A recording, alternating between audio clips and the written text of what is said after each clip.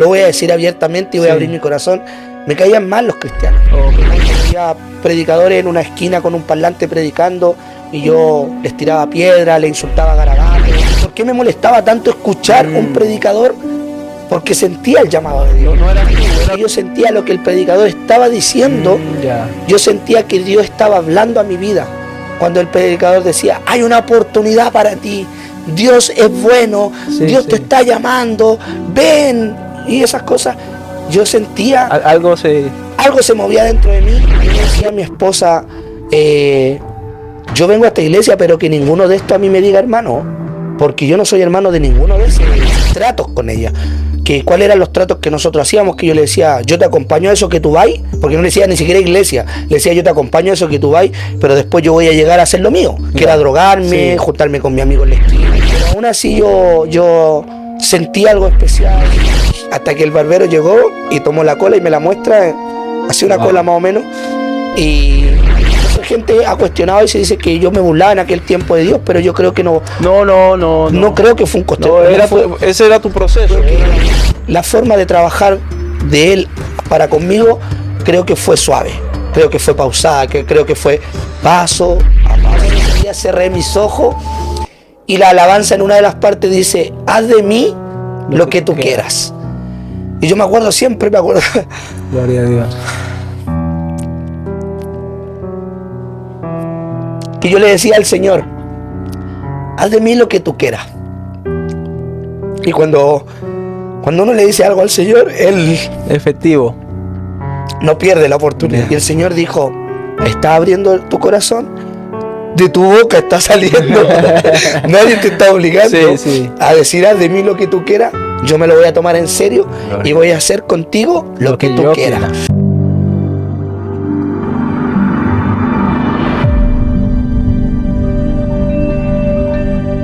En ese tiempo, ¿tú podrías decir que creías en Dios? Un Dios ficticio en realidad, no un Dios como el Dios que nosotros hoy siendo cristianos, el Dios que nosotros predicamos, sino que en aquel tiempo yo podríamos decir que era un Dios que me lo había creado en mi mente. No era el Dios que sale en la palabra, en la escritura, el Dios que está en la Biblia, sino que yo me había creado un Dios a mi manera, que era un Dios que si yo salía a robar, Él me protegía, un Dios que si yo salía a delinquir, Él me cubría. De hecho teníamos en mis casas, desde niño vi altares, imágenes, santos, vírgenes y cosas, y yo en esas cosas creía y le prendía vela antes de salir, me arrodillaba y le oraba en aquel tiempo a esas cosas, le oraba que pusieran una protección para ir a delinquir. Y bueno, hoy en día me doy cuenta que no eran esas estatuas las que me protegía, no eran esas imágenes, sino que era la fe que yo tenía a un Dios que tenía en mi mente, pero era tan grande la fe que había un Dios todopoderoso que Él siempre tuvo cuidado, aún no conociéndole. Ahora, que tú recuerdes, ¿quién fue la primera persona que tú recuerdes que te habló de Jesús o te habló de Dios? Que tú sentiste que como que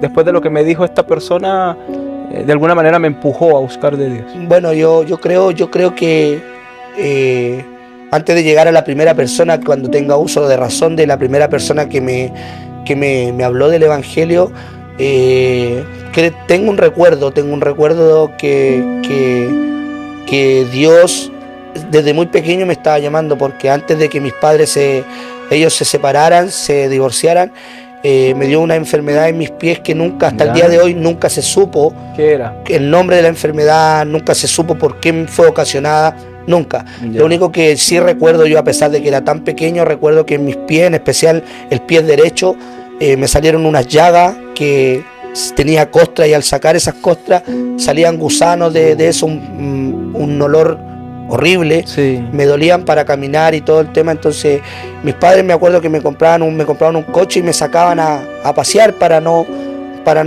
aburrirme en la casa, y en una de esas salidas me acuerdo que llegamos a un lugar, un potrero, ¿cierto? Y había una campaña cristiana.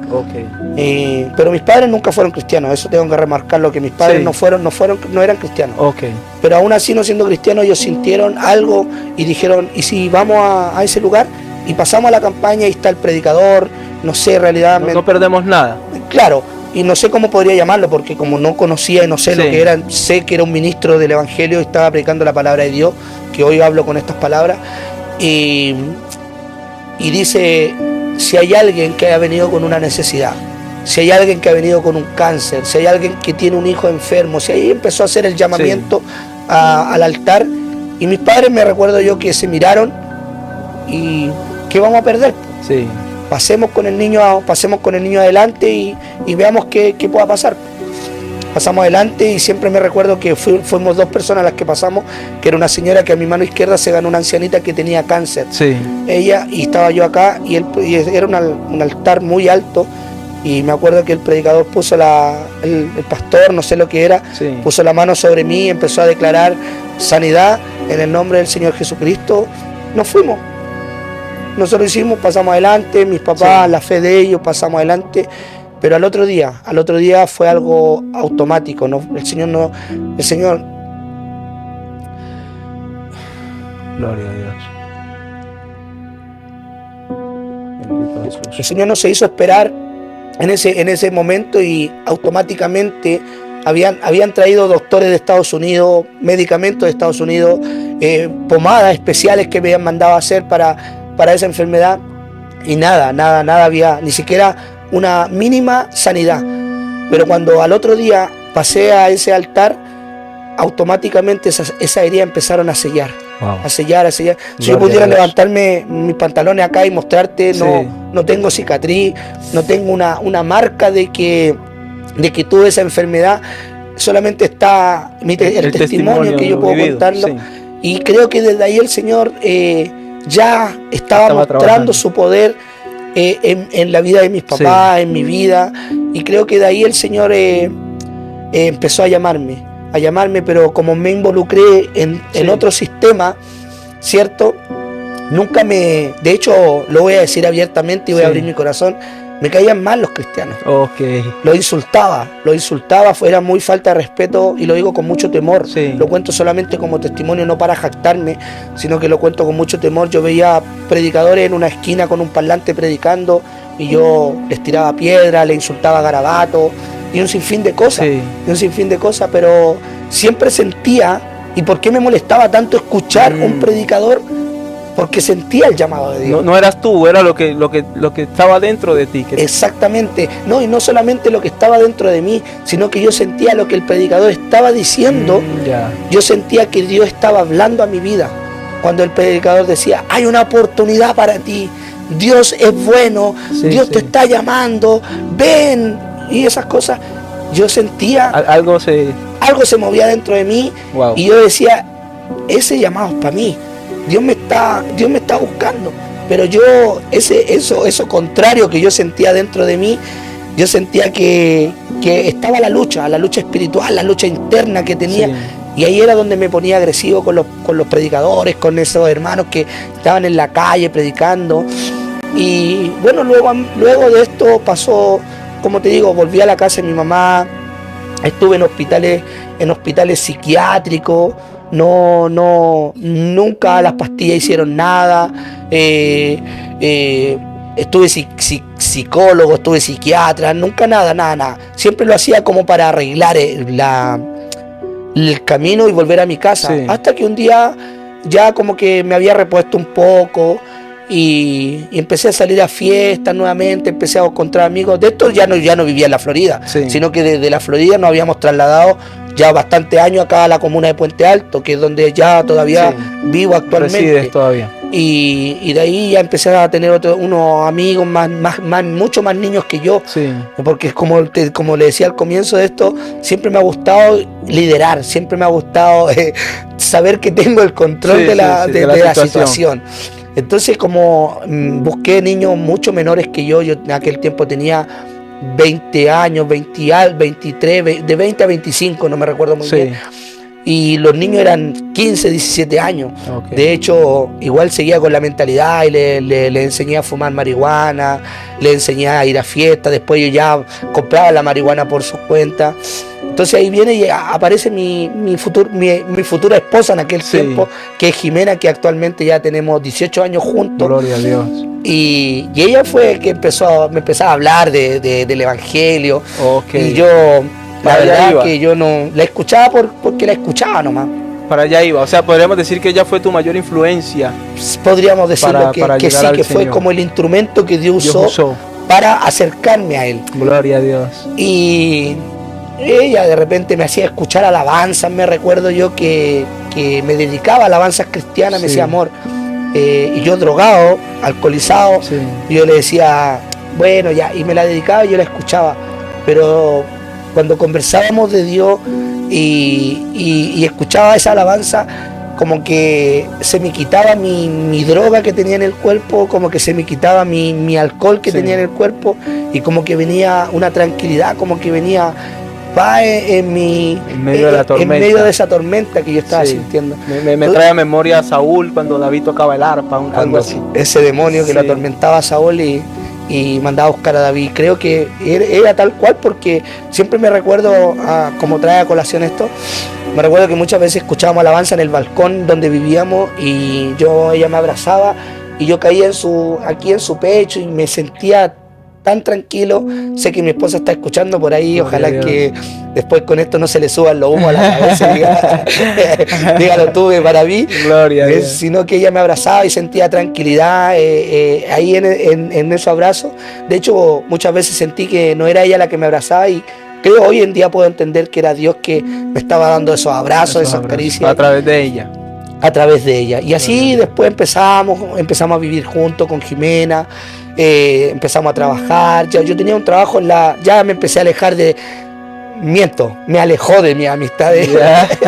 No me alejé, sino que mi esposa me empezó a corretear mis amigos, me empezó a corretear las fiestas, y yo me sentía bien con ella y me sentía bien lo que estaba haciendo, y bueno, al final después ya busqué un trabajo en la construcción, dejé de delinquir, pero ese trabajo al final siempre uno busca hacerlo malo, algo que conecte con lo que está. Conectarse con lo negativo, y al final me conecté con unos amigos ahí y empezamos a robar de la construcción, empezamos a robar hasta que me pillaron, y gracias a Dios que nuevamente no me vuelvo a ir preso. Lo único que me echaron del trabajo, ahí le eché un cuento al jefe que lo había robado por necesidad, que mi hija estaba enferma, y un sinfín de cosas. La cosa es que no me fui preso, nada. Y como me echaron, mi sueldo el finiquito se había empezado a acabar. No hallábamos qué hacer, ya nos quedaban los últimos 40.000 pesos, entonces dijimos, ¿qué hacemos con estos 40 lucas? Y compramos paño de cocina, me acuerdo yo. Compramos paño de cocina, fuimos a la estación central, compramos paño de cocina por mayor y salíamos y empezamos a salir ella nunca me dejó solo. A trabajar. Sí, ella nunca me abandonó, sino que me dijo, si hay que vender paño, yo voy a ir contigo, voy a acompañarte, vamos a surgir, vamos a tirar para arriba juntos. Así que empezamos a trabajar, salimos a las calles, andábamos casa por casa, vendiendo, ganábamos súper poco, no era muy poco lo que ganábamos. En nuestro almuerzo muchas veces, como vendíamos tan poco, en tiempo de verano, pasábamos por una casa que vendían cubos, no sé si cómo le llaman en tu país, cubo es una bolsa larga, así que cubos de leche. Sí, en Colombia le llamaban sandis o bolis. O bolis, ya. Sandy o boli o acá cubo. Bueno, nosotros nos comprábamos uno de esos y los comíamos en una plaza sentados bajo un arbolito y ahí. Y ese era nuestro alimento. Todavía no llegábamos a la iglesia. Hasta que al final un día llegamos a una cuento corto de esto, llegamos a una feria pública y llegamos y nos instalamos a vender paños de cocina. Y la señora donde nos ganamos, que ojalá pueda escuchar esto, ella, señora María, nos ganamos al lado de ella, nos acogió, nos servía desayuno, nos atendía súper bien ella, y empezamos a quedarnos en esa feria. Ya no salíamos casa por casa, porque dentro, en menos horas y menos sacrificio ganábamos lo mismo, ¿cierto? Y en eso conozco a un joven que él vendía películas en la feria, que hasta el día de hoy eso es ilegal todavía, y siempre como te digo, me gustó lo ilegal, me gustaba lo ilegal en aquel tiempo.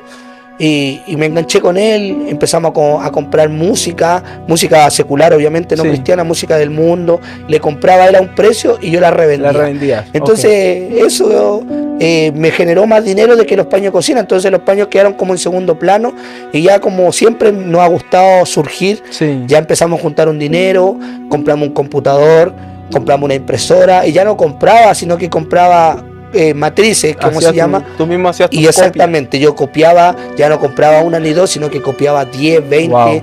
ya, y me generaba mucha más ganancia. Después ya empezamos a comprar ya otro computador, Sí. otra impresora, otras cosas con más avanzadas para que la música saliera más rápido, las películas salieran más rápido.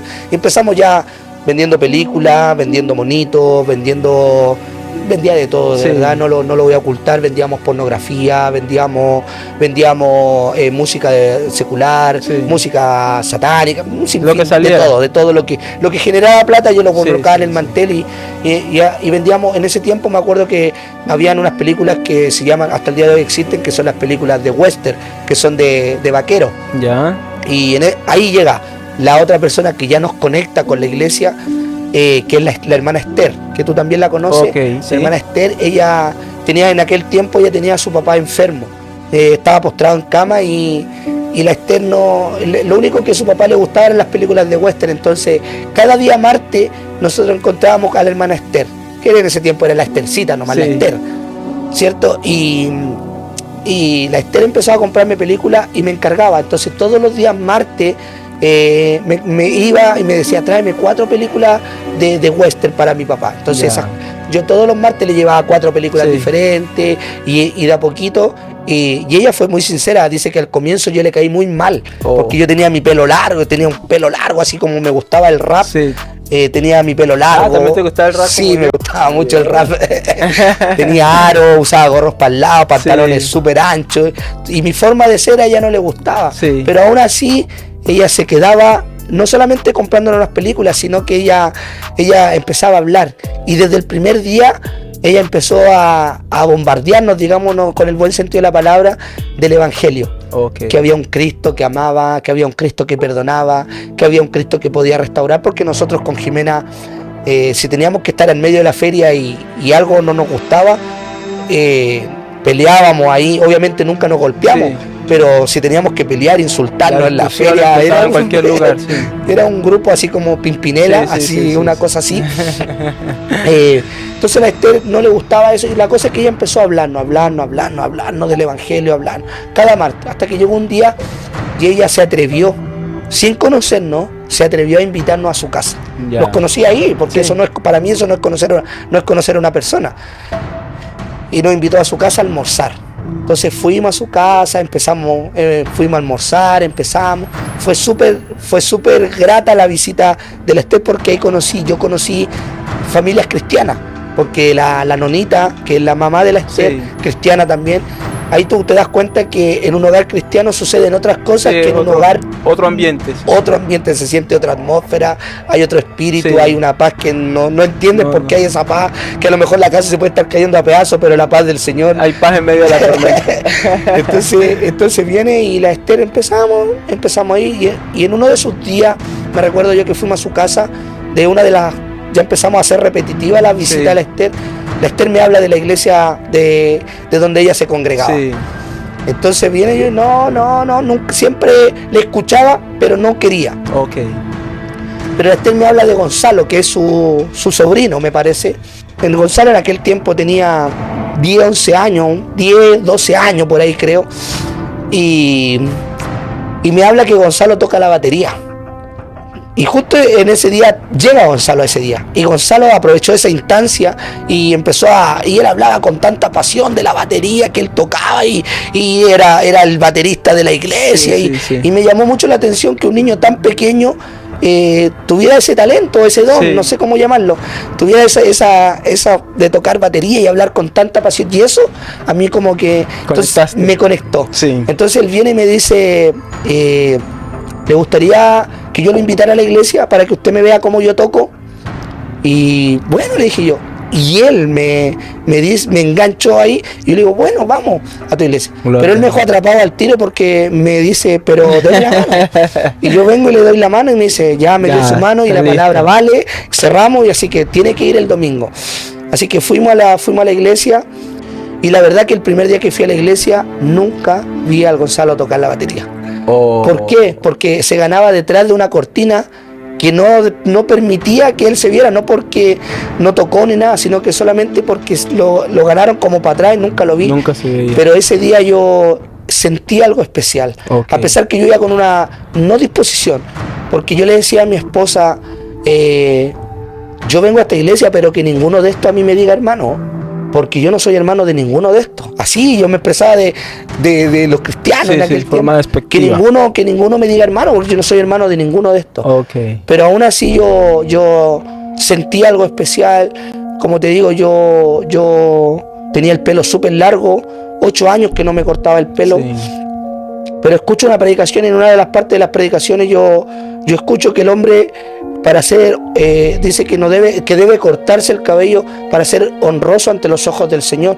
Y eso me impactó. ¿Te llamó la atención? Me llamó mucho la atención y llegué a mi casa y memoricé el texto donde decía eso y lo busqué y después de 8 años que ni siquiera mi esposa me tocaba el cabello, que ella me lo cuidaba y todo el tema, después de 8 años despierto yo, después de haber leído todos esos textos Sí. y he investigado y he escudriñado la palabra de Dios, desperté con el sentir de cortarme el cabello. Oh, gloria a Dios. Desperté y le dije a mi esposa, ¿sabes qué? Quiero cortarme el pelo, no sé por qué le dije yo, pero quiero cortarme el cabello.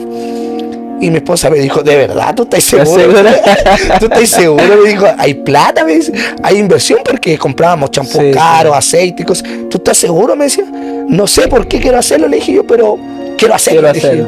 Fuimos, me acuerdo, a una barbería que en ese tiempo estaban recién partiendo las barberías acá en Chile, eran como la novedad. Sí. Y llegamos donde el barbero y el barbero me acuerdo que pescó un cordón y me hace un nudo en la cola y me la apretó. Y yo lo único que sentía y decía 8 años, pero no sabía, yo no como que no quería cortarme el pelo. Pero había una fuerza más grande. Algo mayor que tú que te decía, eso es lo correcto. Exactamente. Sí. Que yo sentía y yo decía, ¿qué estoy haciendo? ¿En qué me estoy metiendo? Hasta que el barbero llegó y tomó la cola y me la muestra. Hacía una cola más o menos. Y creo que por ahí va a la pregunta que, para resumir la pregunta, creo que la primera impulsadora fue mi esposa, luego sigue la Esther, luego sigue Gonzalo y ahí fue cuando yo empiezo. A eso quería llegar. ¿Qué fue lo que realmente ya te empujó a decir, ya, voy a buscar de Cristo, voy a buscar de Dios? Es que ahí hay un proceso igual. Ya. Hay un proceso en eso, porque, por ejemplo, cuando yo conocí la iglesia, pasaron 3 años que yo sí iba, pero no iba porque yo quería ir, sino que yo iba por más compromiso con mi esposa, porque ella le gustaba la iglesia, ella siempre estaba escuchando alabanza, siempre estaba ahí tratando de meterme en la iglesia. Iba más como a acompañarla a ella. Exactamente, de hecho yo muchas veces hice tratos con ella.